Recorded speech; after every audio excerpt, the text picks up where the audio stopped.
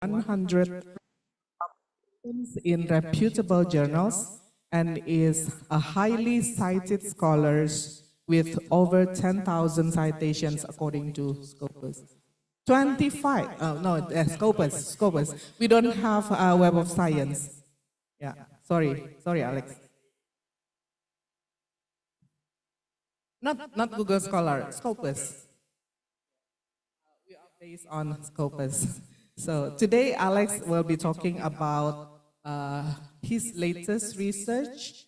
There are 5 areas of topics, mostly in organizational psychology, yes, Alex. And maybe he will talk about the challenges that he faced and what are the limitations, what are the future research directions that could be maybe conveyed to students. And this kind of talk is actually important for students who do not know what to study for the next project. Like Icha. So maybe, yeah. Sorry? Long. Yeah, and maybe students who don't know what to research for the next project, who knows, will collaborate with Alex in the future. You are open for that opportunity. Okay, Alex? Okay. If it's the right project, if it's the right project, and we can collect very good data, then I will be happy. Yeah, yeah. It is also good if you have grants for your research so that you can do the good research with a good method. Yeah. Okay, Alex. Without further ado, please, the floor is yours. Thank you, Debora. Once again, thank you for inviting me here to Universitas Indonesia. This is my last day. I'll be flying home this evening, so I'm quite sad at the moment. I don't know if I'll be able to finish this presentation without being emotionally. So I've given a number of presentations over the last week, and yesterday I talked about research design, and I talked about how to theorize and how to sort of have the best chances of publication success. For those of you who don't know me, my name is Alex Newman. Alex Newman, as Debora said, used to work for a number of other Australian universities, both Deakin University and Monash, and before that I worked in both China and Japan.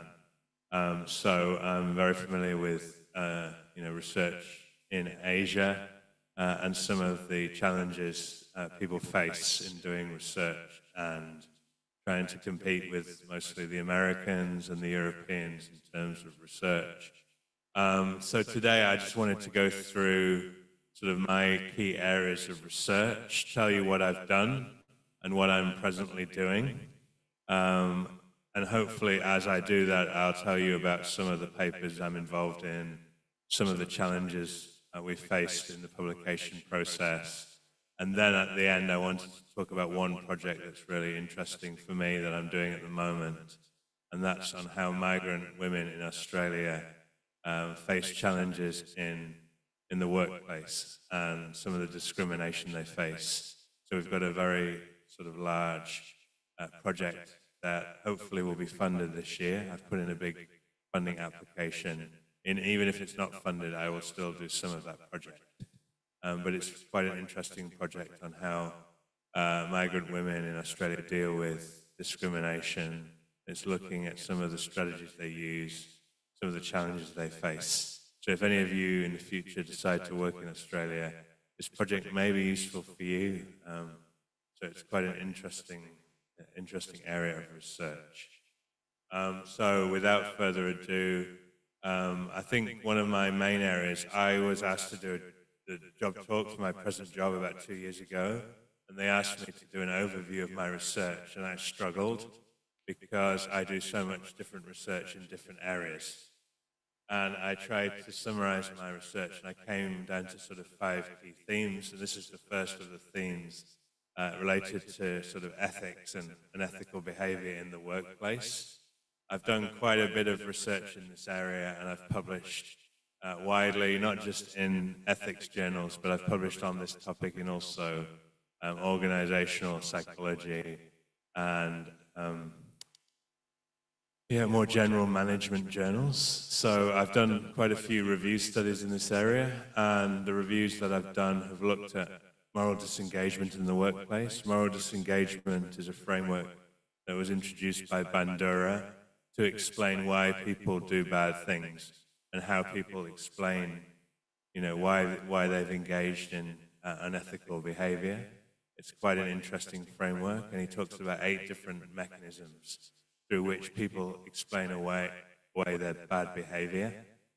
So if anybody's interested, there's a really good review there by me, but it's based on Bandura's original work, Moral Disengagement. And that he links moral disengagement theory to his social cognitive theory, for those of you who study psychology. So there's a strong link between social cognitive theory and moral disengagement theory. The other research I've done has looked at ethical climate and ethical culture. So we've published 2 major reviews on this topic in a journal called Business Ethics Quarterly, which is the premier business ethics journal in the US. And these research reviews looked at all the literature that had been done on ethical climate and ethical culture. And again, what is the difference between climate and culture? Try and read my paper. It's quite a difficult explanation, but climate is the the climate for decision making in organizations, whereas culture is more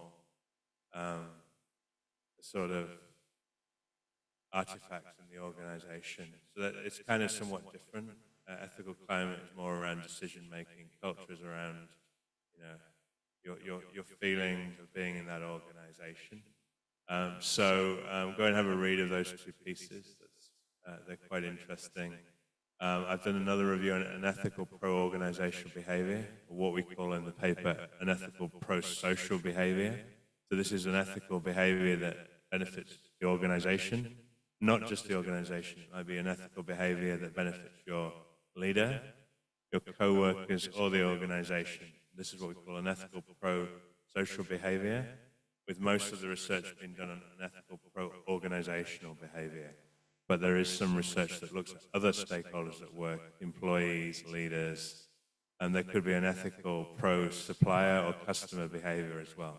You could do an ethical things to protect your customers, protect your suppliers, protect your leader.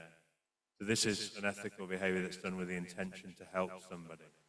So it's kind of quite an interesting topic, because you're trying to do a good thing, but you're doing a bad thing by doing a good thing. If you see,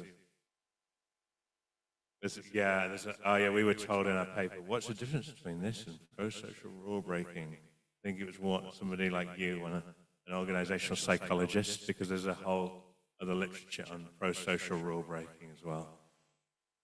Okay, so that, for those of you who are interested in ethical behavior in the workplace, I think that's a very interesting topic to look at, and it's a growing topic. I think the topic of an ethical pro-leader behavior is quite new, with only about 5 or 6 studies. So this is people who do unethical things to help their leader. I don't know if that happens here in Indonesia, and whether, do you do a lot of study of ethics here at UI, and why people do bad things?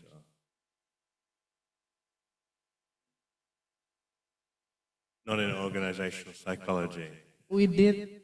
I think some of our students in other topics like social psychology, clinical psychology, they do this moral psychology, in the moral psychology topic. It's quite an interesting thing in the workplace. I'd be interested in doing stuff in government. I've got a study running in China, looking at this in like a government setting. So that would be quite interesting. I've got colleagues who are very keen on doing that. And also with AI, there's a lot of issues about ethics and the use of AI as well. So this area of moral psychology in the workplace is quite interesting. I've also published a review on leadership and ethics that was looking at the quantitative work that's been done on leadership and ethics. That was more like an editorial piece. I've done also a lot of empirical studies, mostly focusing on ethical leadership and the outcomes of ethical leadership, and also on an ethical organization and ethical pro-leader behavior. So I'm very interested in this topic as well. I also recently published quite an interesting piece in the Journal of International Business Studies. This was with some personality researchers more in social psychology side, and we looked at the link between personality at a national level and corruption, and what kind of national level personality characteristics predict levels of corruption in different countries. And we found that it wasn't as predictive as we perhaps thought it would be. But those co-authors have looked at personality at a regional level, at a postcode or city level, and they do a lot of interesting work around regional personality. And they look at the factors that influence why in certain regions of the country there are different personality profiles than other regions. They link that to like economic development, entrepreneurship, health outcomes. So that's quite an interesting study. And they look even within the UK or Germany or the US, there's quite different personality profiles based on where you live in those countries. They've done work in Europe, in the US, in China, and other places to look at that regional personality. So I've done some, that's my only country level study looking at these kinds of topics. In terms of what I'm doing going forward, I've still got quite a few projects in this area. At the moment, I've just completed a systematic review on a topic called moral attentiveness. And moral attentiveness is the extent to which you perceive and also reflect on moral things in the workplace. So perceptions is, do you perceive there to be a lot of moral issues? And reflective is the extent to which you reflect on moral issues in the workplace. This is quite interesting. So it's a two-dimensional measure of moral attentiveness, and we've reviewed the literature on that and find that the outcomes that reflective and perceptual moral attentiveness predict are somewhat different. So they have kind of unique explanatory power in explaining things, and also the factors that engender reflective, the antecedents of reflective and perceptual moral attentiveness are quite different. I'm also doing a study now that's got a revised and resubmit at a top tier journal. I'm not going to say which one, we're still in the review process, on illegitimate tasks. This is where you assign your employees tasks that are not part of their job role. For example, you get your colleagues to do childcare for you, or you give them mundane tasks that they shouldn't really be doing, or that you give them extra work that they're not really paid for. Okay, this is what we call illegitimate tasks in the workplace. So in this study, we conducted kind of a field experiment and a survey as well. 2 studies looking at the impact of illegitimate tasks on deviant silence. And deviant silence is where you remain silent with the intention to harm the organization. So it's somewhat different from deviant behavior. It's not doing stuff that you think is going to harm the organization. So that in itself is quite an interesting study that I'm doing with colleagues based in France and the UK. The other kind of very interesting empirical study we're doing is using moral foundations theory. I don't know if you know this theory. Does anybody know the theory? Moral foundations theory. Okay, it's looking at moral values and what people value and how that influences how we act. So in this particular study, we're looking at the extent to which people value avoiding harm and also loyalty, because we see these as 2 conflicting values. So am I more do I emphasize more loyalty to other people, or do I emphasize not causing harm to other people?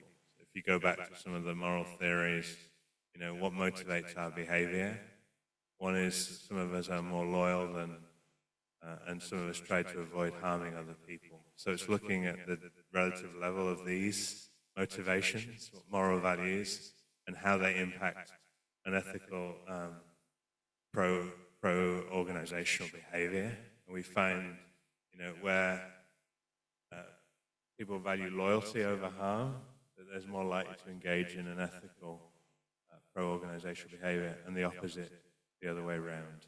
So we're looking at the relative importance of different moral values. I think there are 5 in total, but we're looking at these 2 conflicting values. And we run, I think, about 4 or 5 different studies, different experiments, field study as well, that sort of confirms what we find. And we've also looked at some mediators and some boundary conditions in some of those studies as well.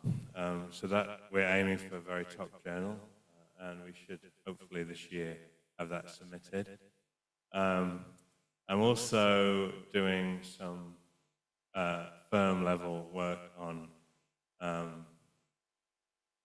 an ethical behavior. This is a paper. This is a research study that was brought to me by my former colleagues in China, and they're looking at how does entrepreneurial activity influence corporate misconduct in different regions of China.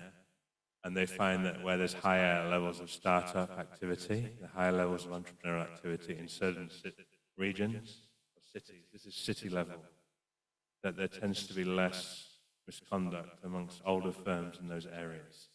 So it's like a link between entrepreneurial activity and how it inhibits misconduct.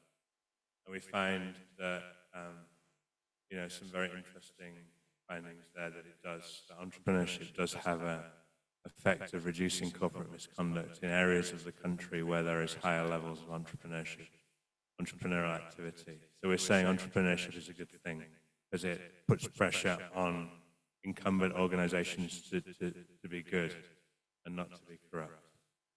So I think ours is probably the first study to show that at the city, I think it's postcode, at the city postcode level across China. So that's quite an interesting study, but we're trying to sell it now for the journal to make it, to highlight the contribution. So my colleagues, they're economists and finance people, they're not used to publishing in management journals. So we've had to rewrite it so that we can sell it to a management audience, which is quite unique. Taking something that economists have written to sell it to a management audience. What's the key contribution? We show that entrepreneurship has a negative influence on, a positive influence on, or a negative influence on an ethical behavior. It makes people, it puts pressure on incumbent firms to be more ethical and less corrupt. So this is the kind of research I'm doing at the moment on unethical behavior and corruption in the workplace. Most of it is at the employee level, employee and leader level. But again, I'm interested also if there's good firm level data where we can link data sets. So they've linked entrepreneurship data set with a sort of a corruption data set, which is very, very interesting. And I'm glad to have colleagues who have access to that kind of data. And it's longitudinal data. But they do a good job of the econometric analysis to control and to test for that sort of causal effects. So they have a lot of different techniques that they use to test for that causality, endogeneity.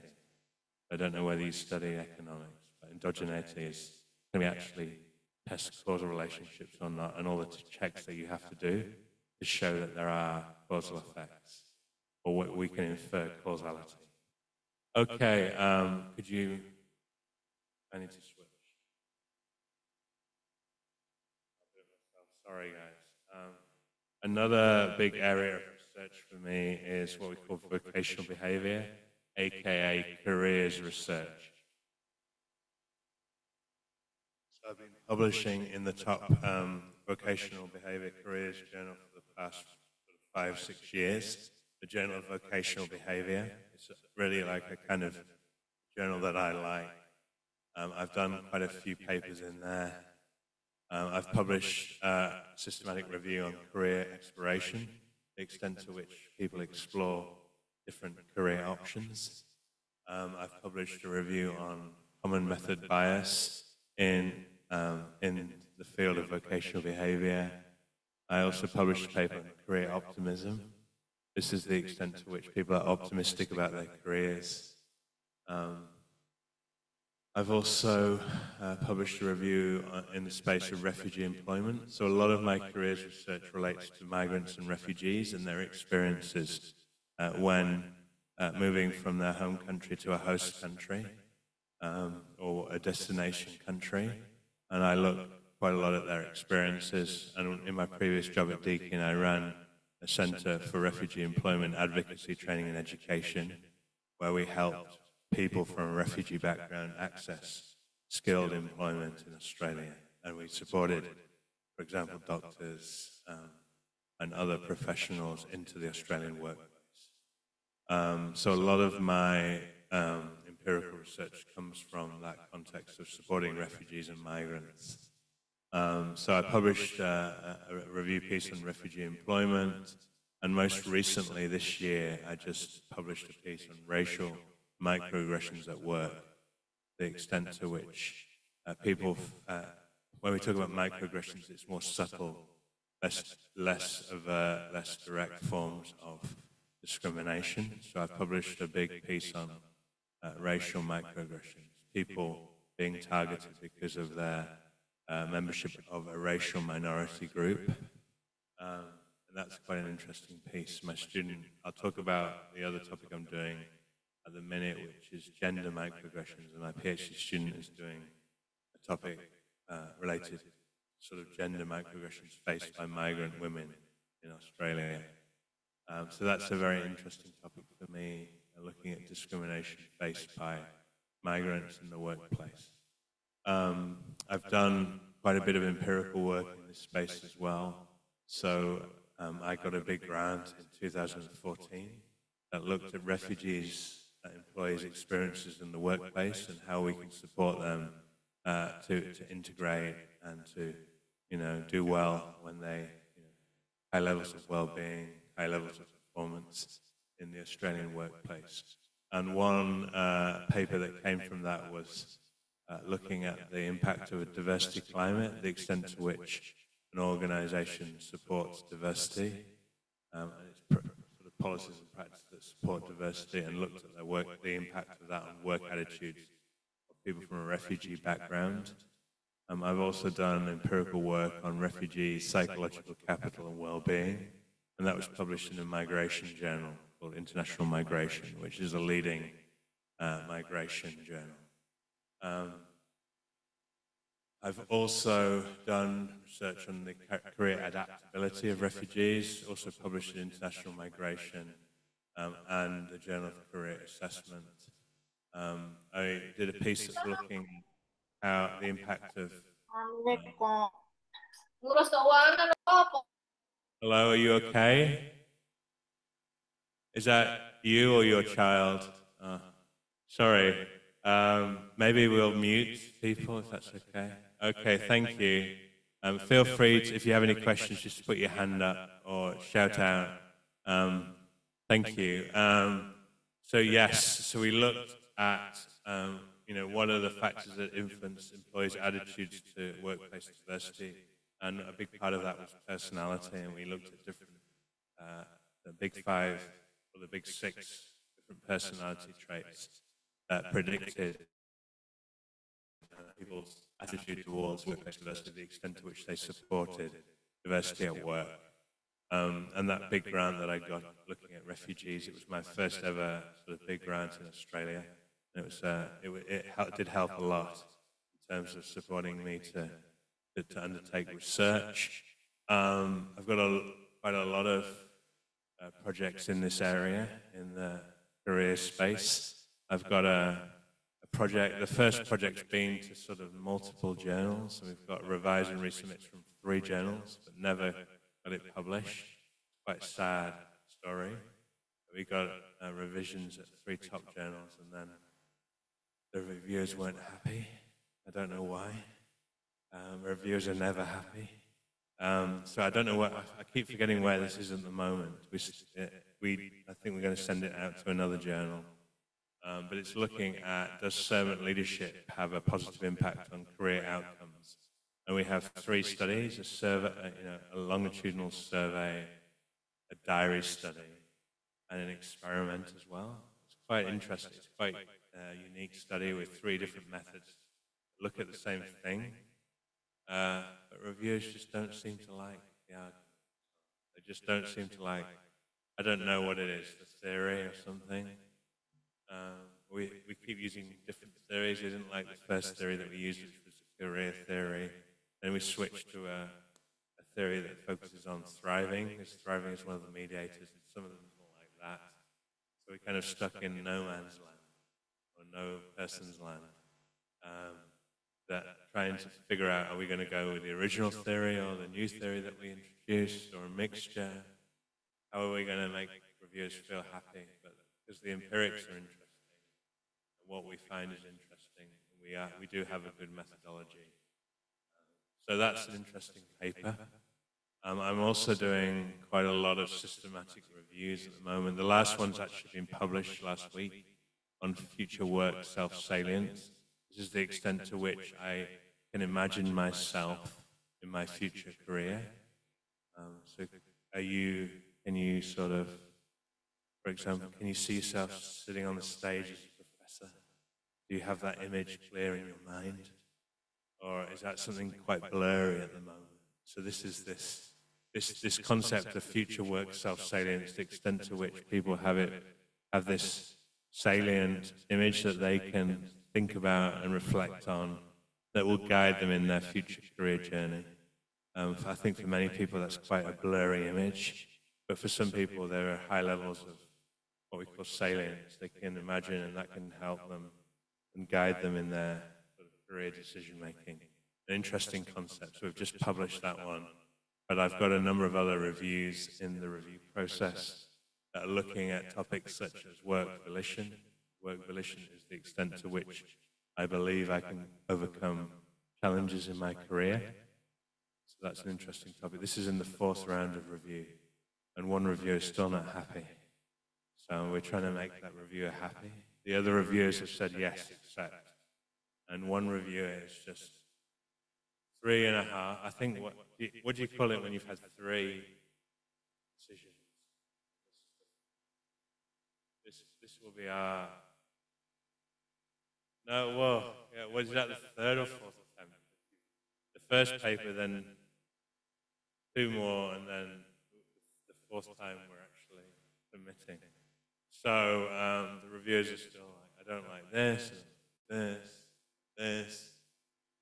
I think you need to be more clear. We've sent it to a human resource management journal, and they're saying, it's not really human resource management, is it? Please provide more HRM examples. We said, yeah, we've done our best, and we'll do some more. But no, only one study's been published in the Human Resource Management Journal. We've admitted that, but we're saying it is relevant to human resource management because human resource practitioners and leaders need to know about work volition. Work volition. Sorry, I need to get it closer to me. Can people not hear me as well? So, yeah, that's quite an interesting topic. Climate for inclusion is similar to diversity climate, is the extent to which inclusion. So it's like, you know the difference between diversity and inclusion. Diversity, equity, inclusion, I could have a whole lecture about that. But inclusion is about making people feel included. Diversity is about encouraging, people with diverse backgrounds and diverse thoughts. So inclusion is about the focus on including everybody. And there's research that's been done on climate for inclusion. However, this paper has been rejected because people say it's very similar to the climate, diversity climate. And people have already done a review on diversity climate. There's no difference between diversity climate and inclusion climate. And some people have used diversity climate scales to measure the climate inclusion. And then we try and argue that it's different, and then the reviewers never want to acknowledge that. So this paper is probably never going to be published. Okay? It's one of my stories of not being successful in publication. I'm going to try one more last time somewhere, maybe a lower ranked journal that will be happy to accept it, hopefully. I'm also doing a big empirical study on developing a new scale, which is looking at career self-efficacy. And it's a multi-dimensional scale that is looking at self-efficacy in different stages in one's career development. So we're looking at networking self-efficacy, career networking self-efficacy, career information seeking self-efficacy, career decision-making self-efficacy, and career transition self-efficacy. So the previous scales have just really looked at either one, or they've tried to sort of capture everything, but they haven't looked at different dimensions of self-efficacy in relation to careers. So we're saying in your career exploration journey, you need to have self-efficacy in relation to different tasks. One is seeking information, one is networking, one is making career decisions, and the fourth is making career change, what we call career transition self-efficacy. So we've set up this new scale, and we've validated the scale on, I think, 5 different samples. And we find this very strong scale with 4 dimensions. So we're trying to write that up now, get it published. It's still to be done this year. I need to get on and do the second half of that study. The other empirical work I'm doing in this space is looking at the role played by mentors in supporting refugees. So we had career clinics. In my previous role, we set up career clinics to support refugees. And in doing this, we assigned them mentors from the business community. And we looked at what were successful mentor-mentee relationships and how did mentors support refugees to obtain work and re-establish their careers. So we interviewed, I think, 20 refugees and about 16 or 17 mentors. And we've been trying to publish this. Again, it got rejected in one journal, and we're sending it to another journal. But quite an interesting study. And then I'll talk more about this big project later. It's the project I'm doing partly with my PhD student, but I want to extend that, looking at migrant women's experience to microaggressions in the workplace. And that's a massive project. So I'll explain that in more detail. But I wanted to focus on one of my projects today and talk about it in more detail at the end. The third area that I am quite well known for is around leadership and what constitutes effective leadership. I've done quite a lot of reviews again in this space. I've got a couple of very well-cited reviews in Leadership Quarterly, which is the premier leadership journal. One I started at the beginning of COVID, whilst I was thinking, what am I going to do with my life? Sitting at home for like a long time, I thought, let's get some new research done. I had a lot of spare time. In the morning, I did exercise. The afternoon, I was just writing papers. And this one was on crisis leadership. So some of you didn't have as a wonderful a life as I did during COVID, but I really enjoyed my COVID downtime, and I got a paper out of it. This was written in record time. So this looks at crisis leadership, and we undertake a bibliometric review to look at the main areas that have been done in relation to crisis leadership. So we looked at different areas. Go and have a look at the paper, it's quite interesting. But we looked at, some were looking at leadership approaches, some were looking at top management teams at the CEO level, some were looking at gender and leadership in crisis. So there were 5 different key areas that we identified in relation to crisis leadership. The other one that's really been highly cited is we did a systematic review on everything that has ever been written about leadership and 2 outcomes, creativity and innovation. So we looked at different leadership approaches, different mediators. We looked at how creativity and innovation has been measured. And this was like, I think this is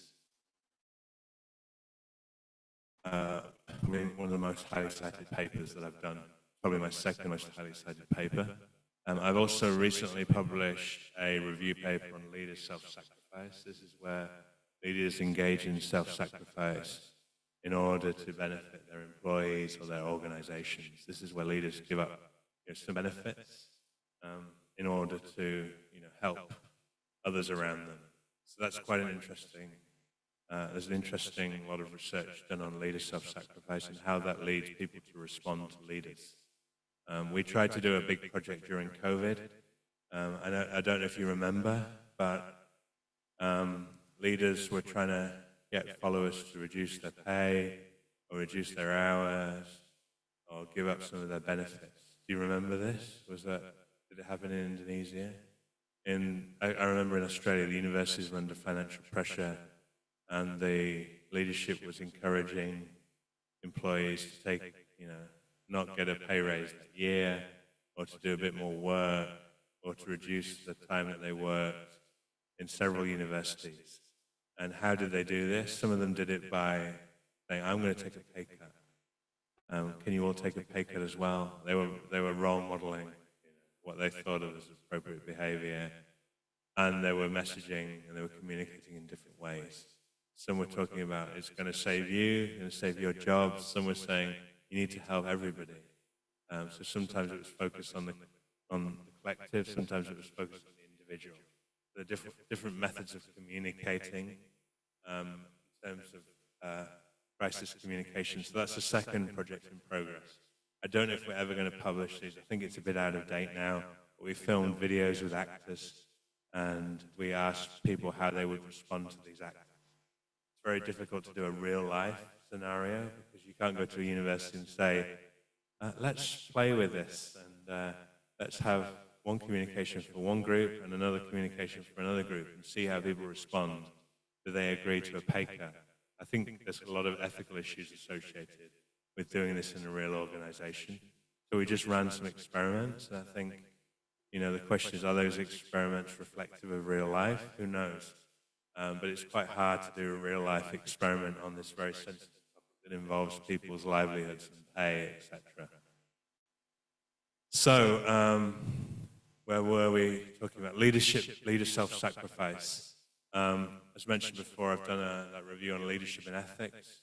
And I recently have published with my Ph.D. student at the moment a review piece on interim leadership. These are leadership roles that last only a short time. It's where you bring someone in for, say, 6 months or a year as an acting leader to fill in.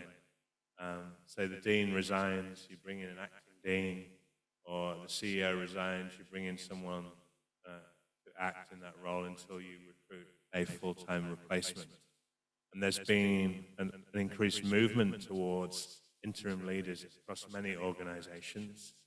And there are people who do this as hello, welcome. There are people who do this as like a full-time career. They just move from organization to organization in acting roles, like a consultant, but they're employed by the organization. So in this paper, we look at all the research that's been done on interim leadership. There's a lot of research that's looked at the difference between internal interims and external interims. So sometimes you bring someone internally in to act as the leader. Maybe it's Debbie, the dean resigns, they bring in Debbie or Karina to act as dean. Or they bring in someone from outside to come in. Maybe it's a former employee, maybe it's somebody who's just retired and has experience. They might bring them in for 6 months or a year during the recruitment process. So there's a lot of research about do you choose an interim or an internal interim or an external interim, and what predicts the extent to which the interim leader then moves into the full-time position after the interim assignment. So we develop what we call a 4S model around interim leadership, and we talk about selection, socialization, success, and succession. So, how do organizations select interim leaders, and how do they socialize? Because it's a very short period of time you're in the organization. So socialization needs to be done quickly. There's also internal politics they need to deal with. And then what predicts the success of interim leaders, and then what predicts the succession. Will they appoint the interim leader into the full-time position or go for someone outside of the organization or somebody internally? So we talk about how much of the research is focused on selection and success, but not on socialization or succession. So we develop a future research plan around those different areas and those different topics in interim leadership.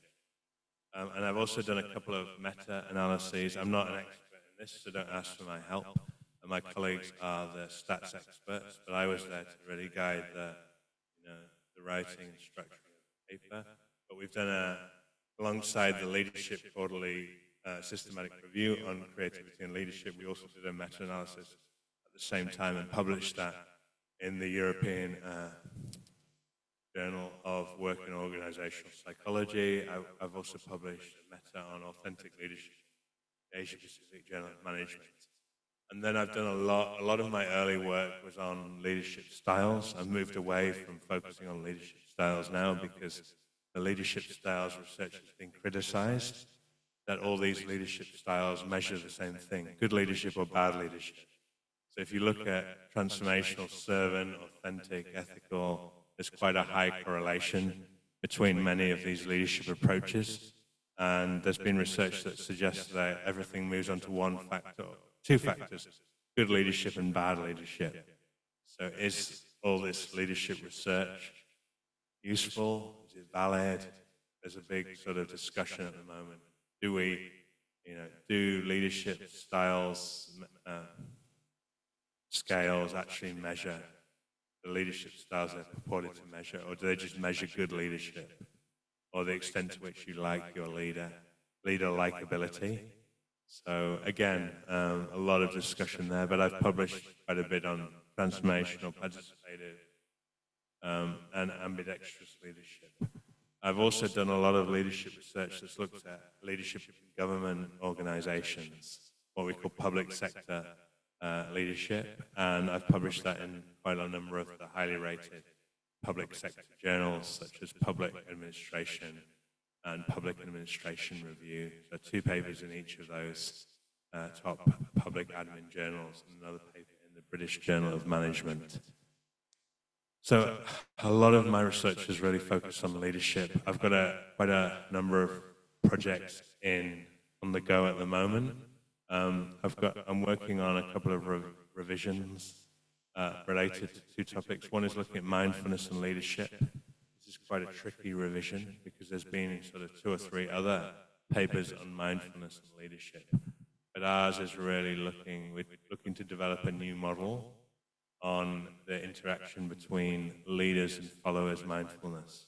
We're looking at more like a social contagion approach around how we have mindful teams, mindful organizations, and how leadership drives that, and then how that impacts individuals' mindfulness. So that's what we're trying to do with the revision, is coming up with a new model, because they say we need to have theoretical integration and we need to do something different from the other papers. Originally, we focused more on the methodology and critiquing the poor practices that have been used in both intervention and survey studies in the leadership space, but they didn't think that was enough of a contribution. So they want us to come up with this overarching model that explains the interaction between leader mindfulness and team or follower mindfulness. So we're coming up with this new model, and hopefully that will get us through, get us published in that top-tier journal. The other paper I've got under review at another top-tier journal is on leadership and humane virtues. So virtues are things that are good, and humane virtues are things like compassion, empathy, kindness, love, forgiveness, and there's one more, but I always forget what it is. So we're coming up with a model that looks at how all these variables interact.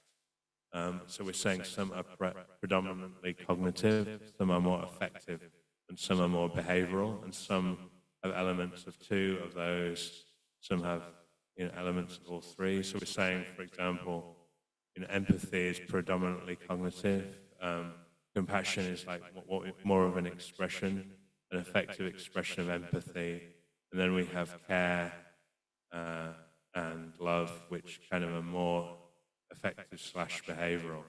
So we're coming up with like an ordering of those humane virtues, and then we're reviewing all the literature that's focused on leadership and those virtues, and then developing an agenda for future research. So I do like the focus on humane virtues, especially in this world of AI. And does AI have humanity? It can be questioned. So I think we highlight the need to sort of go back and, the need for social connection and the need to treat people with sort of that human sort of focus. So we highlight all the literature that's been done in this area, what needs to be done, and come up with this model. The work on crisis communication, how leaders communicate in crisis.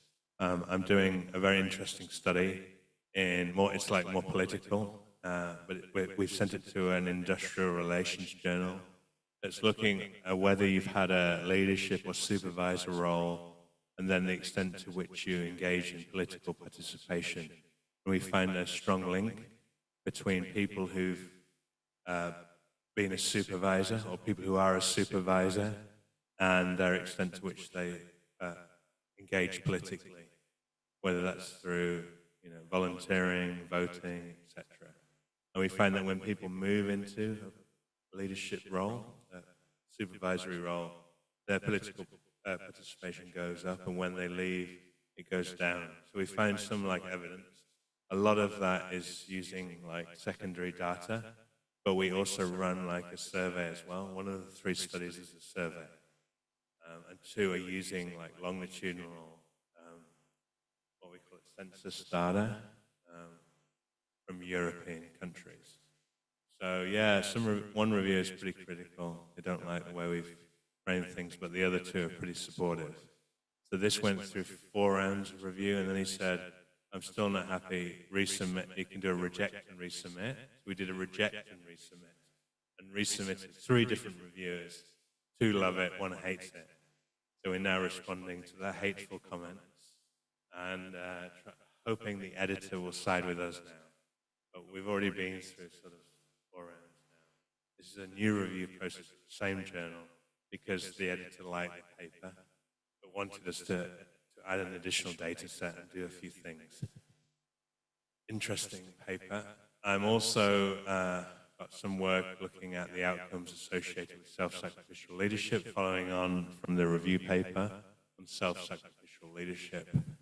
And the servant leadership, we've got the servant leadership in careers paper, but also I've got another paper that's received a revise and resubmit to the top journal looking at the mechanisms that explain servant leadership effects. And is servant leadership more, does it foster learning or does it foster social exchange? And then we find, I think in the end it was more of an exchange-related explanation than a learning-related explanation. So we look at the 2 key theoretical explanations for servant leadership, and we come and we find evidence that it's predominantly one of the 2, not both, which is quite interesting because a lot of theories have suggested it is this one that is the predominant explanation for the effects of servant leadership.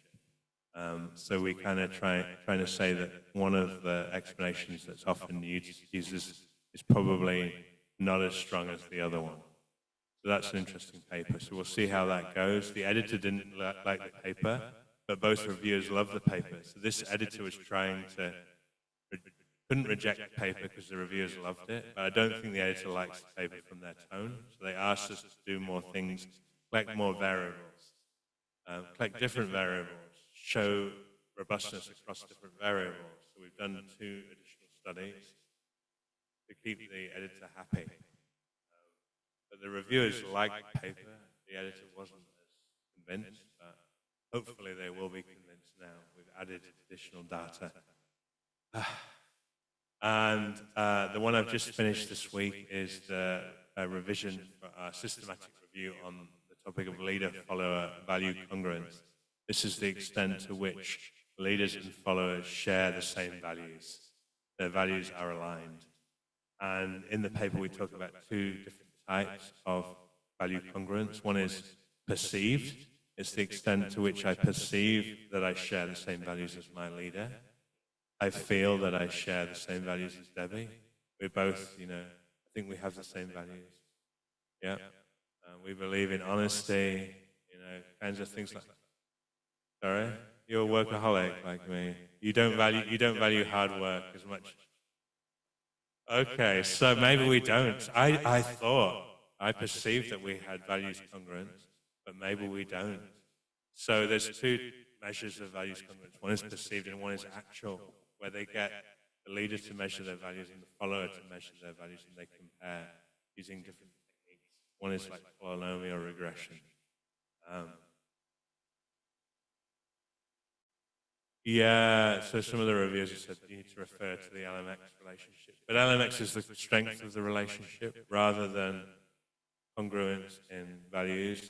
Somewhat different, but yeah, there's a link because they've asked us to say, real, actual, so perceived LMX and actual LMX, I guess from both perspectives. So they've asked us to say what happens where one person perceives, the other one doesn't, or they're both perceived to be high, both perceived to be low, or there's high. They've asked us to come up with talk about that as well in the revised paper. It's one of the suggestions. So we've just resubmitted that, and hopefully, I think one reviewer was a bit negative, the other reviewer loved it. So I think we all have convinced the reviewer and the editor. Fingers crossed. I'm very confident about that paper. So as you can see, I've got a lot going on. Very busy at the moment. I think 11 or 12 revisions going on. So it's a bit hectic. And I'm glad I was able to fit this trip around. Or I fit my revisions around the trip, not the other way around. Sorry. When I get back, I've got a few more to do. I've also done quite a bit on entrepreneurial psychology because my original PhD topic was entrepreneurship. But recently, I've not done as much. I've got a few projects in progress here. But as you can see, I've done quite a bit. I did a big review on entrepreneurial self-efficacy, so that's self-efficacy in relation to entrepreneurship. And that was one of my most highly cited papers. We actually published it in a careers journal because the entrepreneurship journals didn't want it because they're very cliquey. And we thought, what are we going to do? Maybe we'll change discipline and publish it in more of a psychology journal. And they loved the paper, and it's been very highly cited since. Yeah, I've done, so a lot of my work sort of goes back to social cognitive theory and Bandura. So I've published quite a lot in this space, and this is one of the key pieces. I also published a review paper on entrepreneurial passion. This is another important topic. I know somebody here is looking at work passion, I think one of the PhD or master's students. And this is passion in relation to entrepreneurship, and they look at two types of passion, obsessive and harmonious passion. So we did a review on that in relation to work that's been done in entrepreneurship. There's also a couple of review papers I've done on entrepreneurial resilience. I've done another paper on resilience at work and a paper on entrepreneurial resilience, both reviews. And that's an interesting topic. The construct of resilience is quite debated. Some people think it's a state, other people think it's a trait, some people think of it as a process. So resilience is quite a tough topic to actually undertake research on because there's a lack of agreement around what resilience is in the literature and how to measure it. Another paper I published in Org Psych Journal is on innovation climate, quite similar to the other climates I've looked at, diversity climate, ethical climate. It's that either team, department, or organizational level variable, the extent to which innovation is supported and encouraged in an organization. I've also published a couple of papers, one looking at transnational entrepreneurs. These are entrepreneurs that leave their home country and do business globally, and also refugee entrepreneurs. And those papers were published in the Journal of Business Research and International Migration Review. That's one of the top migration journals. my research has also looked at topics like self-efficacy, psychological capital, and social capital of entrepreneurs, and I've published in some of the top entrepreneurship journals, such as Entrepreneurship Theory and Practice. That paper in 2015 looked at how much companies spent on entertainment in China, entertaining people. So you could look at the amount they spent on wining and dining, as we call it. This paper would no longer be viable in present-day China, because companies are not allowed to spend money on entertaining government officials anymore. Since 2000 and whenever, I think about 2014, they put a lot of restrictions on what companies can do and how much they can spend on entertaining customers, clients, government officials. So, unfortunately, our paper is an artifact of history. But it was what China was like when I was there and I lived in China. So we got data from companies, how much they spent on food and drink, and linked that to their access to financial capital from banks, the banking sector. We found a big link between this kind of expenditure and short-term debt, and access to short-term debt from the banking sector, which was quite interesting. Maybe the results would no longer be valid anymore, which again is quite interesting. I've also done work on the topic of entrepreneurial leadership and published that in 3 articles. These are leaders who act as entrepreneurial role models and also encourage entrepreneurship. So that's also following a social learning or social cognitive approach to leadership. It's about role modeling entrepreneurial behavior and also encouraging entrepreneurship through words, through communication, which is quite an interesting area of research. When I did my PhD, my original PhD was about small business financing.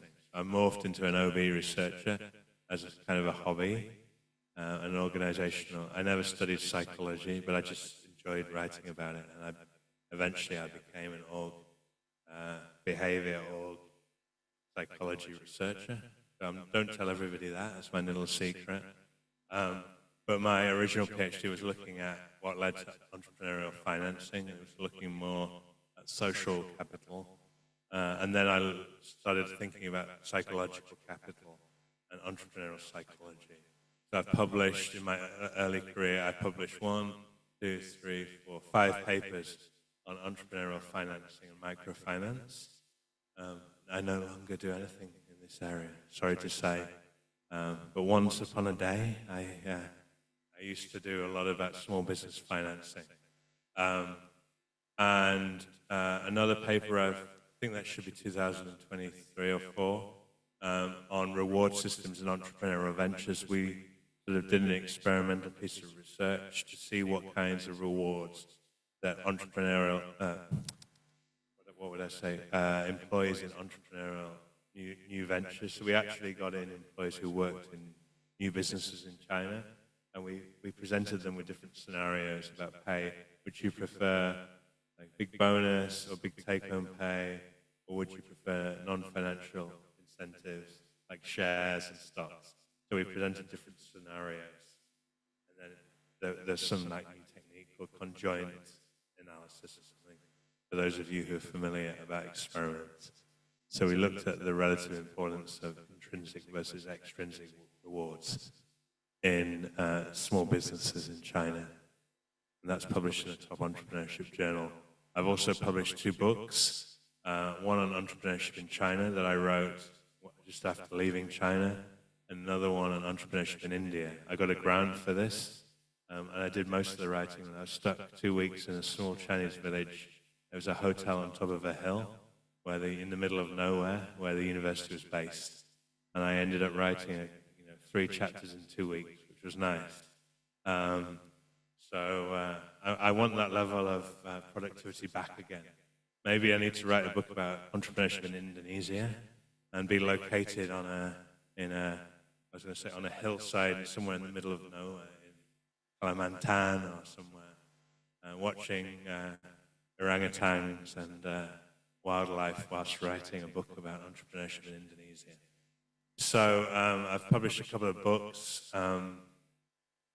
I've got a couple of projects in progress on entrepreneurial psychology. One is looking at the topic of entrepreneurial pitching and how entrepreneurs pitch for crowdfunding, for example, or angel investing or venture capital investing. And we're looking at the different signals that entrepreneurs make in relation to obtaining financing. However, another paper was published that's very similar, so we're kind of worried now that this is not going to be published. Anyway, we'll try and submit this.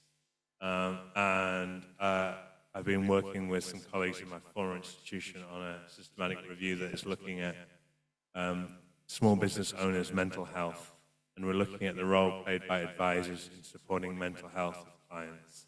And so it's more of a conceptual, empirical, conceptual/systematic review there. Sorry, I've got a lot of research, so apologies for the length of time it's taking. Is this my fifth slide now? I believe so. This is the final area of research that I do. I also publish quite widely in human resource management in some of the top journals, including Human Resource Management Journal, and International Journal of Human Resource Management.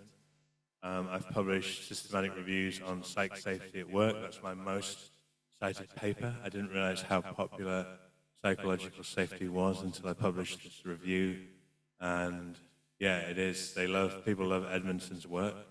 And this paper has just racked up citations. And we're looking maybe to do a refresh review after sort of 10 years on what do we know now, what's different. I don't particularly like the measure that Edmondson uses. It's a very poorly designed measure that sort of taps into antecedents outcomes and psych safety at the same time. And it doesn't really focus on psychological safety in relation to what. I think there's two main areas where you need psychological safety. One is to voice new ideas and more innovative things, and one is to voice concerns. So you've got more of a negatively related psychological safety to do negative things that may affect you, and psychological safety to do more positively skewed kind of things as well. So I think there needs to be a multidimensional measure of psychological safety. The measurement can be improved. And there's a lot of areas that we still haven't seen much research being done on, and especially around the boundary conditions of psych safety. Is it more important in certain contexts, etc. So a lot more, I think, can be done there. I've published a review on work-life balance in Asia, another one on organizational commitment. I've just been asked to write a book on organizational commitment in the modern era, because we are seeing people less committed and people changing jobs more often. It's not as people aren't in the same company, same job for life. In my country, Australia now, people change their jobs on average 7 times in their career. I've already changed probably 5 times. I'm nearly up to the 7. I think commitment research, I published quite a bit on that. But again, I think there's a lot more scope for doing interesting research on commitment. And there are also different forms of commitment: occupational commitment, organizational commitment.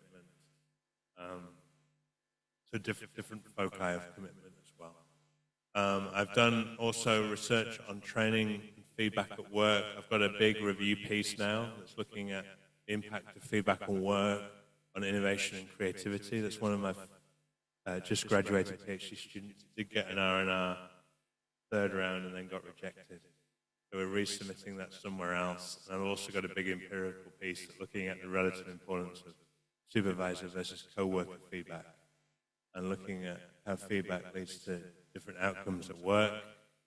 I've published quite a bit also on high performance and high involvement work practices and work systems, which is a common topic in the space of, in the HRM space. And I've also published on industrial relations climate and its impact on employee performance. Also, in the Journal of Applied Psychology, we have a conceptual review on job embeddedness. Debbie, this is one of your topics, isn't it? Job embeddedness. So you're familiar with this paper?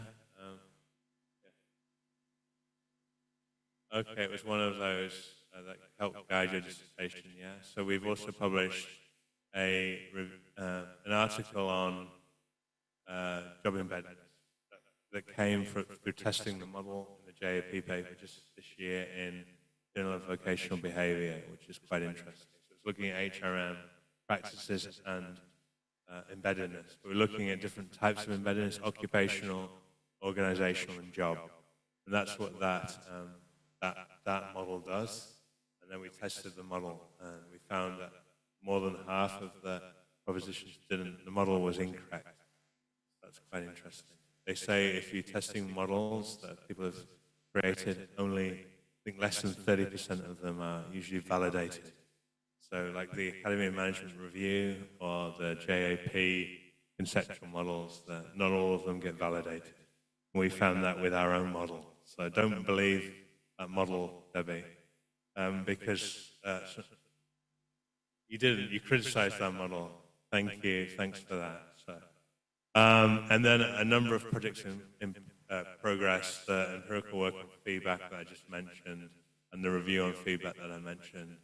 I also helped do some consultancy work a couple of years ago now with a consultancy in Japan that was looking to develop a multidimensional scale for psychological safety at work.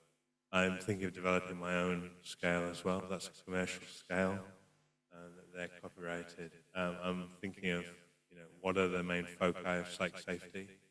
Psych safety for communicating new ideas or whistleblowing or highlighting concerns. I'm thinking about how we have a stronger measure of psych safety. Okay. It's only 11:40.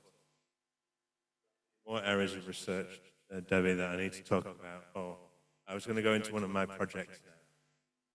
This is the big project that I'm doing. Is there anything else you would like me to talk about, or just open up for questions after this? This is one of the 5 topics that you... No, this is one of the specific projects. I've done my 5 topics now. The areas of my research. I just wanted to talk about this project because it's one that I've designed recently. The detail of this project. Yes. Okay. Yeah. Okay. In 5 minutes. Yeah. And then, do you want questions and answers? And I can also talk about more general challenges if you like about doing research. That sounds good. Okay. So this is a project that I've just put forward for funding. It's also a project that my PhD student is presently doing. This is an interesting project looking at what are some of the microaggressions faced by migrant women in the Australian workplace. People just assume if you're a migrant and you're a woman that you're probably not as capable as a man, and then there's a communication around, where are you from? So, and people don't expect, they probably think you're the admin person, not the professional in the workplace. So there's a lot of negative communication, negative behaviors towards migrant women, and people just assume that they're not professional, they don't come from a professional background. Maybe it's because they look somewhat younger than maybe women in Australia, maybe it's because they're different, and maybe there is that genuine discrimination against people who are outsiders. So there's a lot of issues around the gender wage gap in Australia. It's relatively high for all women, but even higher for migrant women. I think it's double the wage gap is double for migrant women than it is for stereotypical women who were born in Australia with a white ethnic background. So there's a lot of discrimination, not just against women, but especially against migrant women in Australia that we go into in the research grant bid. And the idea is to look at women's experiences. So the first project will be a qualitative research interviewing women, asking them about their experiences of discrimination, what we call subtle discrimination. Obviously there's overt discrimination, like I'm not employing you because you're a migrant, or some overt sexism. But there's a lot of negative comments that people make that maybe are not necessarily intentional, but are damaging, and that people pick up on. So we're looking at those types of microaggression. There are scales for microaggression that exist, but it's predominantly looking at women, black women in the US, because that's where a lot of the research has been done. And so we're looking at the unique experience of migrant women in Australia from different cultural backgrounds. Maybe English is not your first language, and people just assume that you're incapable because you don't speak like everybody else, etc., etc. So women need to do a lot more to build up their credibility than you would if you were a man from the local community. So there's that double intersectionality between women, between gender, and migrant background as well. And then again, there's also that layer of, if you're a refugee or not, or if you came as a voluntary migrant, there's different levels of discrimination based on which country you came from, whether your English is your first language or not, or whether you studied in Australia, etc. So it's very complex. So we're looking at different intersectional identities and people's experiences. Then we're hoping to develop a scale to capture different microaggressions. And then from empirical work that looks at the impact of different types of microaggression on work and create outcomes. And we've developed a model. I'll just show you that on the next page in a minute or two. And then the idea is to develop and test interventions. And the two interventions that we propose, one is a mentoring program to assist women to deal with these issues, and also an education program through materials that we will send to leaders to reduce the influence of microaggressions in the workplace. So two kind of practical solutions that we intend to implement as part of this project. It's quite an ambitious project, four stages of the project. And then ultimately, this is the kind of integrative model that we want to test. So there is the interventions around mentoring, managerial toolkit, but we'll also look at whether, through our survey, whether inclusive leadership and diversity climate reduce the negative impacts of microaggressions. And this is a model that we've developed from psychology of working theory, which is a vocational behavior theory. So microaggressions reduce work volition and career adaptability, which then impact on different career outcomes. So this is what we intend to test through our research model. And what are some of the things that can be done to reduce the negative impact of microaggressions, but also to reduce the prevalence of microaggressions in the workplace as well? So that's the kind of model that we've put forward. But there are 4 stages to the process. One is really understanding the experiences and developing items that sort of describe the different types of microaggressions, then looking at the impact of microaggressions, then thinking about the boundary conditions. And some of those we will use intervention research to see what can be done to reduce prevalence and also the effects of microaggressions in the workplace. So that's the kind of interesting study that we're doing at the moment that I thought I'd share today. So overall, I'm a very busy person, as you can see. You probably figure out that I'm a bit of a workaholic, but I do leave time for my family. Whether I leave time for myself, we can question that. But yes, don't follow my lead in doing too much because you'll probably get burnt out. But I can manage that because I'm a quite intense personality. But don't follow my lead. But I think do stuff that you're passionate about. I think the trouble with me is I'm not focused enough. And people say you should be more focused. So I don't know whether you agree about focus. But I have like 5 different focuses. I don't know, or 6 maybe. So it's kind of interesting that I've managed to develop these different research pathways and get a lot of research done. But a lot of that is about teams and building big teams. And these days I don't take a lead in as many projects as I used to. But people ask me to help with coming up with a model, with some of the writing, with arguments, etc. So I tend to do more of that now. And I rely on other people to do more of the analysis or the data collection. So I typically have 4 or 5 people in each team, which means that we can allocate tasks and separate the work. And I really, figure out who to trust and who can actually do different parts of the work.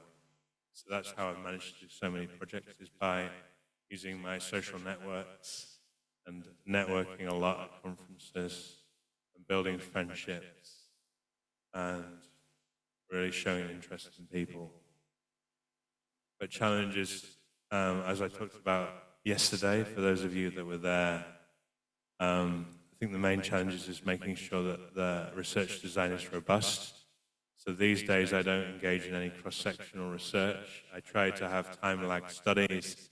I try to collect multiple data from multiple respondents. A lot of these studies now in the top psych or top management journals, you're required to have an experimental study as well.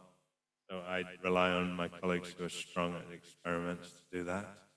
And the firm level stuff, you need to have data, panel data over a number of years, increasingly combining two different data sets to have some unique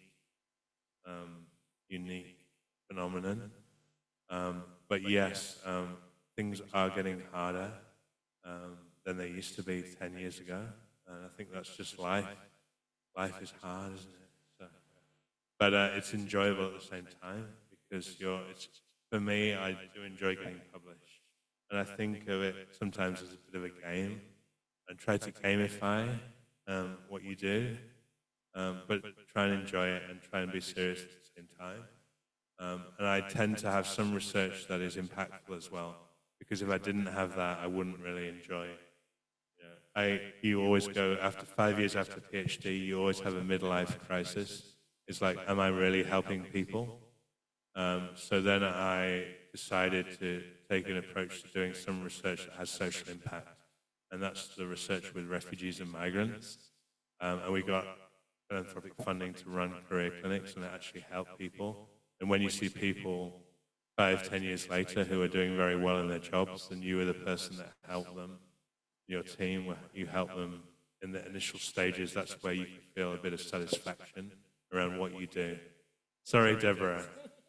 Sorry. Okay, Alex, thank you very much for your talk, research talk. That was a very broad interest that you have. You have 5 different interests, research interests. Let me recap.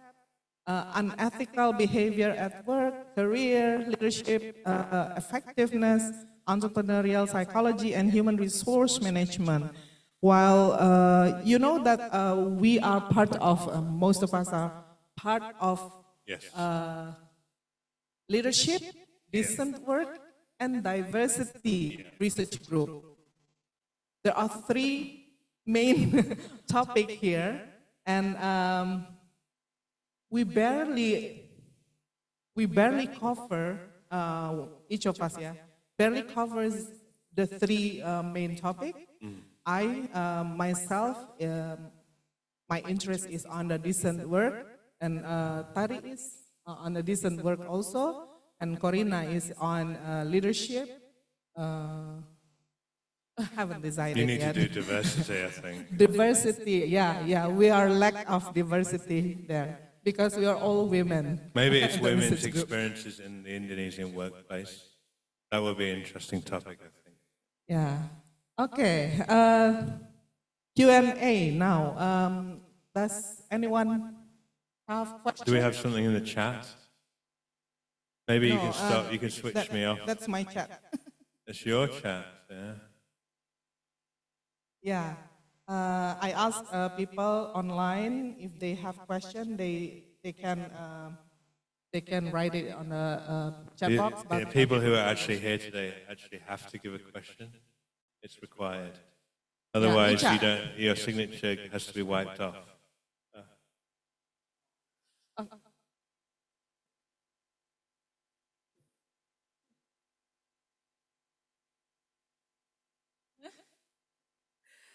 Thank you for the time. It's me again, Professor. You previously mentioned about pro-organizational behavior. Is it similar with organizational citizenship behavior? Yeah, so there's that overlap between an ethical pro-organizational behavior with pro-organizational behavior will be citizenship behavior. OCBO, organizational citizenship behavior that benefits the organization. So yeah, and then if you think about an ethical pro-colleague or an ethical pro-leader behavior, it will be similar to OCBI. Okay. So yeah, there's an overlap, but it's like the intent is that you're helping somebody, but it's an ethical behavior. So this term is more for an ethical pro-organizational behavior. Yeah, okay. yeah. And There's pro-social behavior as well. There's a whole literature yes, on pro-social behavior. it's overlapping. Yeah. Okay. And the next question, maybe it's more technical about submitting our paper to the journal. Is there any kind of revision that your reviewers say that maybe this is not the proper variable that you must take, and maybe you have to check on other variable, maybe? Yeah, so that happened with this servant leadership paper. They said that the mediator, you probably need to test another mediator, so collect another study. We don't like your outcome variables, so you need to collect a range of different outcome variables and see whether your findings are robust across some different outcome variables as well. So what happened next then? You are reaching out your participant again and giving them... I think we looked at servant leadership's impact on organizational citizenship behaviors.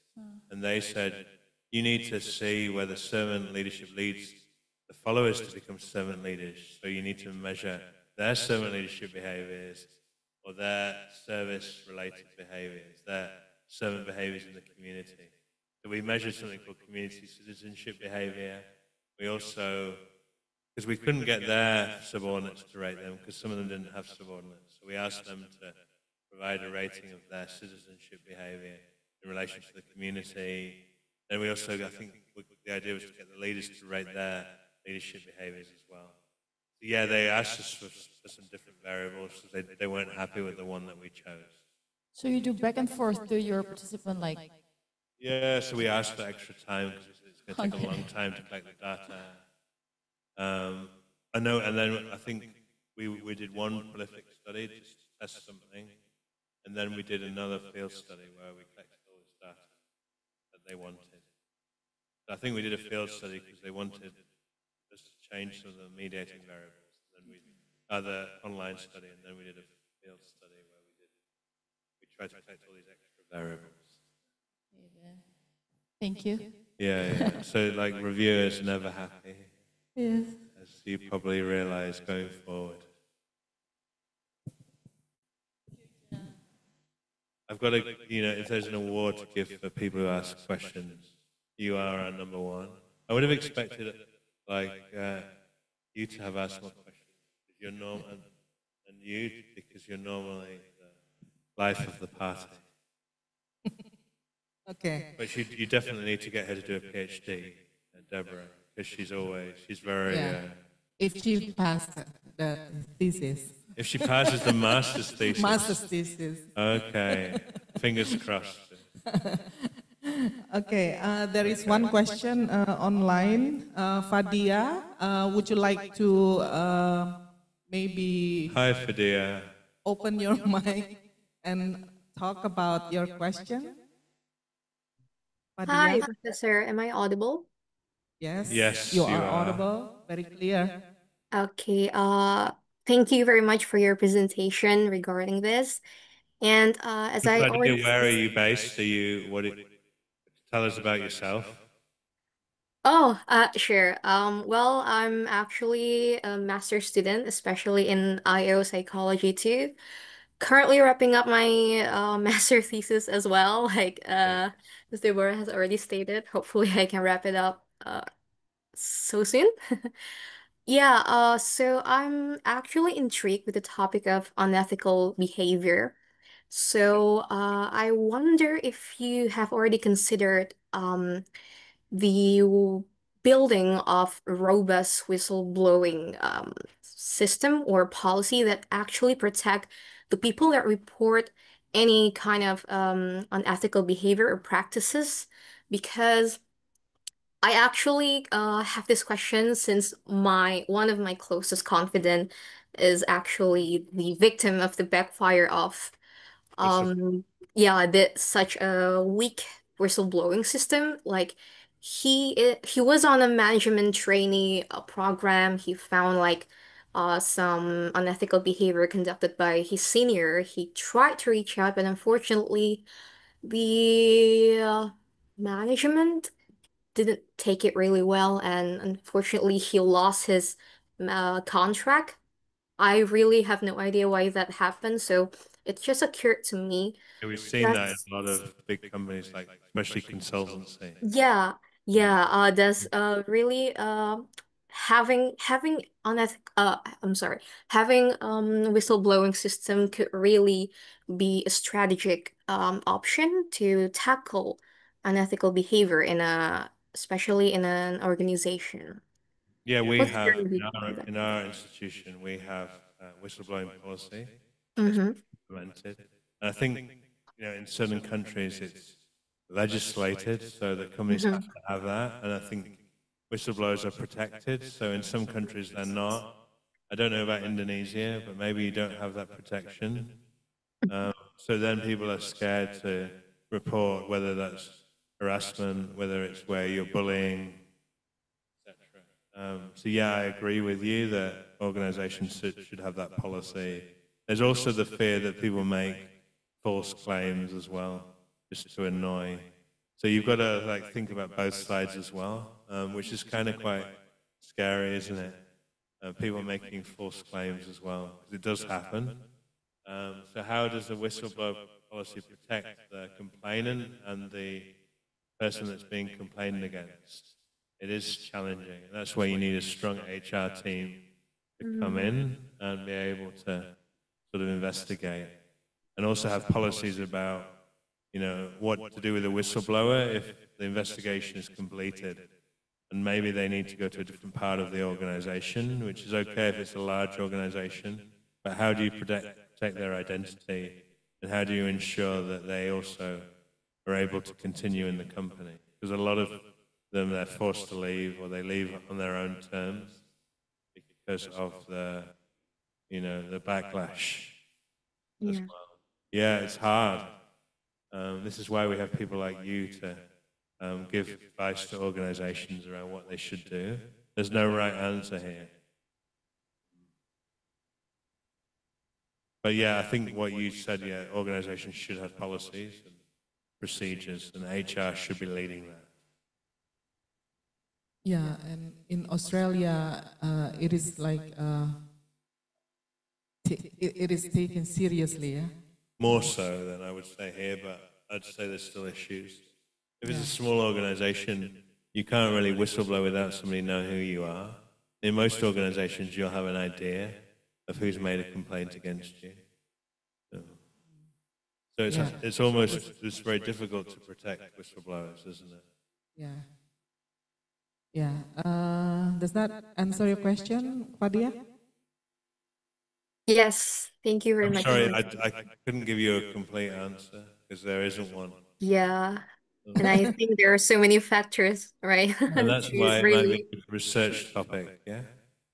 of Yeah, course. maybe if you want to go to a PhD training. I was just going to say, but it is a hard topic to investigate because of the Yes. confidentiality. Yeah. So you can look at whistleblowing intentions as easy, but actually looking at whistleblowing because people don't admit that they've whistleblown, and there is very few actual cases, so it would be very difficult to do quantitative research on this topic. So that's why there's not been as much research, is because it's a hard topic to research. Yeah. Agree. Agree. Okay. I actually have a question on samples that you took in your empirical studies, because for us in organizational psychology, it's very, very difficult to just to find samples, the right samples. Then we tend to use convenience technique, yeah, sampling technique. do you use students like any other organizational psychology studies that we got from journals? I rather use prolific sample than students, but there's also issues with prolific, quality control issues. I tend not to use students because I don't think they're real valid samples. Prolific's expensive, but we have decent budget, so I'm okay. And I have colleagues also have budget that you can do 3 waves of prolific, the same people, which make it a stronger study. And there's M.Si and other. Is there no platform in Indonesia for collecting this kind of data? Prolific, like prolific? But you don't have a cheaper version of prolific. This is where you can no, start. yeah. You should start your own business, like survey. Oh yeah, maybe soon. In China, there's quite a few platforms. I know. I think there are some, at least one, Telkomsel did it, but not as robust, and I don't know whether they can also do some kind of like a longitudinal or different waves. Yeah, Qualtrics is expensive. They can do dyadic, but they're fortune, 15,000 US or whatever. Do dyadic studies, and it's kind of crazy. Prolific's cheaper, but it doesn't collect dyadic data, like leader data. But it can collect multi-wave data, and so can M.Si. And there's a Lux version of M.Si. There's also some interesting platforms in China that are a bit cheaper that some Chinese colleagues use. So yeah, for me, I would typically use those online platforms and then go and collect use one of my contacts who's got good access to businesses. I think it's about building those relationships.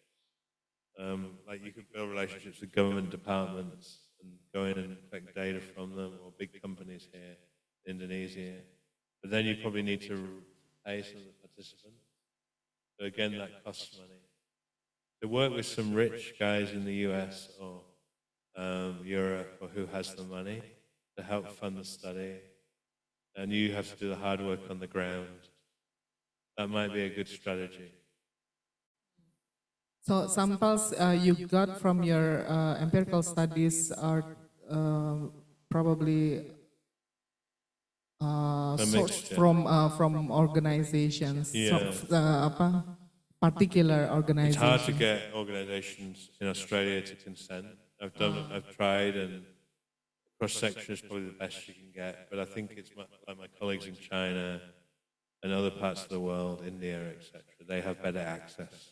Yeah, in China, I think it is relatively easier for researchers to just reach out to companies, and they give consent to the data. Yeah. It's harder in Indonesia. It is harder in Indonesia to build. So mostly we do this convenient sampling. Yeah. When I went in China, we went to a big factory. It was a lunch break. We gave and handed out surveys, got them to fill them in, gave them cash. That's how we did it. Oh, give a free lunch. Yeah, maybe we can do that. There's some big manufacturing places here. Yeah, there Gojek, are industrial. do the Gojek rideshare, right? Like, Gojek would be a good. Gojek drivers are just doing nothing, and you pay them like 10,000 for decent work. 5,000. So I would say you've got a big rideshare, like all the Gojek people, the taxi drivers, the food delivery people. That's quite a nice sample here in Indonesia that you can have easy access to. They sit in the same place every day. You can do a diary study. You could give them a watch that measures their emotions.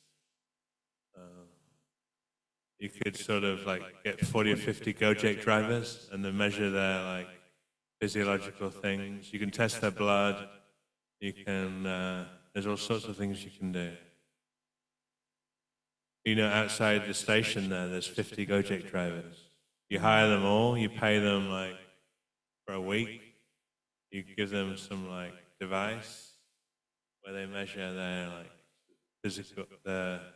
physiological stuff, and you get them to do a short survey each day. Like, be ambitious. Yeah. Be ambitious, yeah. Okay. Sorry? Yeah. Okay. Or you could just do a survey of all the people working in the university. I think that would be pretty straightforward. All right. Yeah. For those who are online, do you have questions? You can ask questions in Bahasa Indonesia, and then If you're embarrassed, put your photo on. Just put the question in the chat. Sometimes when I'm at home, I don't want to show what I'm wearing because and I don't look as good as I do in the office. So feel free just to put something in the chat. Nabila, I was expecting a question earlier. Yeah, I was amazed by the range of topics that you've covered in your research. Yeah. And I was wondering, when you were starting your career, not now, but when you were starting your career, how did you get into so many topics? Because just to get into one topic, it took me several months to do the literature review to get a grasp of what they have researched on and what they haven't. I'm kind of a quick reader. When I was a kid, I used to read through a book like in a couple of hours, but I probably didn't read it everything. I just skim read. So I'm the kind of person who just skim reads through things just to pick up lots of information, rather than detailed as detailed. So I kind of skim read through different journals. I read the maybe introduction, methods, and then a quick bit of the discussion and the abstract. So I tend just to read a lot, but not read in depth. Is that a good strategy? Maybe, maybe not. But I tend to read a lot and skim read, like picking up information and processing it quickly. And I've kind of got a bit of a photographic memory when it comes to people. I'm losing some of that now. I'm getting older, but I'm still good at thinking about variables, like new areas, and just processing information quicker. But that's my kind of brain. Like, how do you decide you've read enough? You can never read enough, so you got to give it like a good, like, yeah, I like to kind of move on quickly and think. People say that maybe I should be more focused and focus on one or two topics. Then maybe I can get to the very top 3 journals. I've gone with the strategy of doing a lot and aiming at the good journals, but not top 3 or top 5, but the top 10 or 20. So maybe I'm just doing too much, and maybe I need to narrow my focus in 1 or 2 projects. But it's worked. And it's more enjoyable, I think, doing more things. So you've got to like determine what you want to do. You want to be good at a lot of things, but master of none. Jack of all trades and master of none. Or be like very focused on one thing. I've got colleagues who are just nil too focused, I would say. But it's good for me because I can teach most things because I do it, someone asked me to go and teach. I don't know if I could teach marketing or strategy probably, but I think for me having a wider interest is more important than being very narrow. Yeah, hard to say. I do read a lot in some of those top journals to see what's coming out, but I only quickly read. Perhaps one Selective reading, that's what you call it. Perhaps one last question about one of your topics was unethical behavior. Have you ever studied incivility? It's not necessarily unethical behavior, but... So when we did the paper on microaggressions, they said, how is this different from everyday racism, casual racism, workplace incivility? And there were about 5 different constructs. So we had to explain why we were focusing on this rather than the other similar constructs. So yeah, in a lot of areas of applied psychology, there are constructs that measure the same thing. And we've come up with all these constructs, like the leadership styles constructs. They all kind of measure, are you a good communicator, or they measure kind of behaviors, and some of them are very similar. Like a lot of them measure role modeling behaviors. A lot of them measure communication, encouragement, support. So there's some leadership researchers say that we should be measuring the underlying behaviors of these styles rather than the styles themselves. And I saw a paper at a research conference that came up with a typology of 13 different types of behaviors, some that are common to different leadership styles: supporting, encouraging, communicating, role model. Okay, thank you, Alex. Yeah. So construct proliferation is a problem, but we all have careers, we all have to publish. You're obviously going to have inevitable overlap between what people do and people creating new words to explain the same phenomenon, and that's all because we're all trying to do the same thing, which is get published. Maybe if the incentive wasn't to publish, we would probably do more impactful research that actually help people. So I'd say, for me, do that research where you get published, but also at the same time have one or two things that are more impactful where you do help people through your research as well. Otherwise, you'll just get you'll reach a point in your career where you what did I do to help people?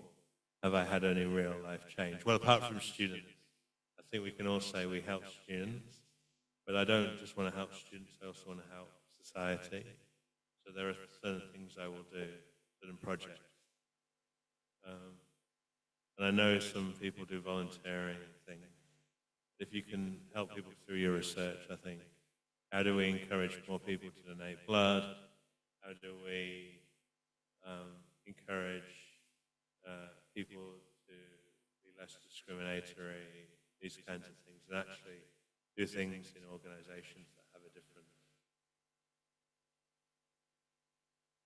Maybe one of the, I've done this research assistant thing for the past 2 years, and I do have this. And are you enjoying it? I am enjoying it, but a bit of my concern is that I don't really see how the research translates into action in the organization. Oftentimes when organizations contact us to conduct training, it's more like fulfilling KPI thing rather than them wanting something to change in the organization. I see that a lot, and so sometimes I do wonder whether I want to do organizational psychology research because I don't think it's bringing any impact. But doing research to bring impact, I think that's something that I strive for. But you are working in a diversity lab, so you need to how are Indonesian organizations embracing diversity? How are they dealing with issues such as harassment, discrimination? How are they empowering disadvantaged people, maybe who are from ethnic minority groups? I know you have different minority groups in Indonesia. How are they supporting women to achieve as much as men? So there are topics that I think organizations would be interested in, but you have to look for the progressive organizations. Yeah, that's the thing. That's difficult to find. It's difficult, but that's why you need to try and network with some of these people and government people as well. So for me, it's all about networking and meeting the right people who are aligned to what you want to do. Sometimes it's about education. Some people don't want to listen, but some people do.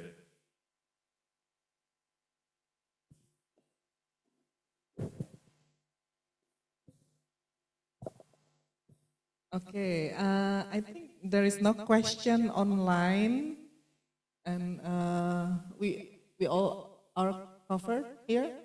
I don't think. No, our colleague here. Have you asked a question yet? She's always the quiet one. She's always the quiet one. Observing. Observing. Don't worry, just get your You can nominate I your only colleague have one if you question want. in my mind, actually, whether I can ask for your email address, so I can ask for suggestion for my paper Of and course you ethical can. intention. You Thank can you. you can also look for it online if you want. It's public. It's public information. Yeah. But don't Okay, worry. thank Yeah. you. The ethical paper sounds quite interesting. It just finished at 3 a.m. So you worked on it last night until 3 a.m. Yes. And you're looking like well rested. I don't know why. I wouldn't. If I was awake till 3 a.m., I would be looking very tired at the moment. So. Maybe because it's becoming my habit recently. So I will nap at research room. So that's why Karina created a nap room for you. Yes.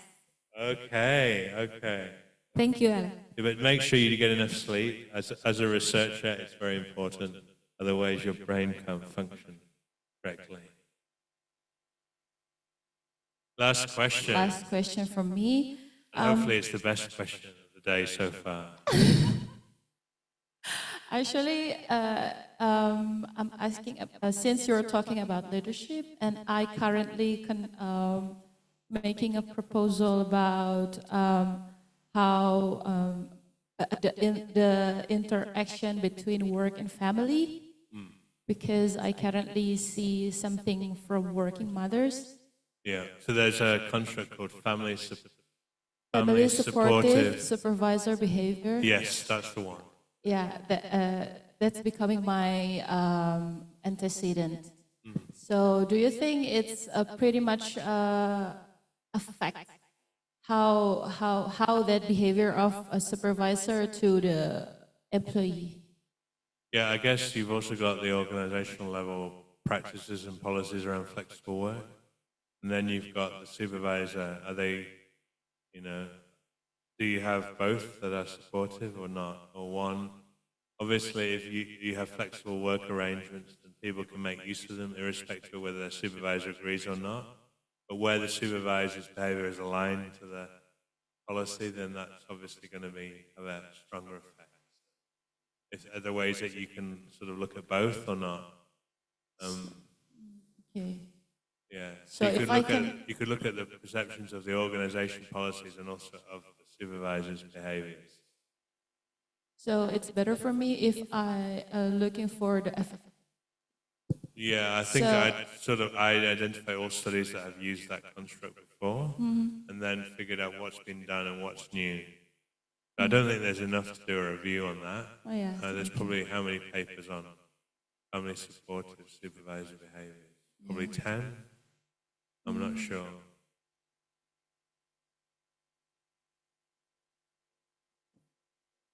Yeah, no, I've seen it measured in a number of papers. I've seen it measured in a survey as a variable. Anyway, interesting topic. I don't know what exactly has been done, but I've seen a few papers on it. I think it's good to map out what we already know so you can identify the gaps. Thank you, Icha. Thank you, everyone, for coming. And thank you for hosting me. It's been a pleasure to be here. Yeah. Okay. So I'm still adjunct professor until the end of the year? Yes. And maybe next year, it's like undefined time. Undefined, if you want, okay. if we want to reach you later, whether or not you are our adjunct professor, that's it fine. doesn't matter, right? Yeah. So, but you can reach out for advice. Yeah. Thank you, Alex. And also you in the online, in the Zoom, you can also reach out to Alex through email address if you want to have you want to ask something about your research, because Alex is so very well versed on research, all kinds of research in organizational psychology. Yeah. Thank you, Alex, Well, and thank you, have a good morning at all. And I Yeah. probably need to have a nap. There is a because thank I'm, you. flying tonight, and I won't be able to sleep on the plane. Okay. Yeah. Thank you. Thank you.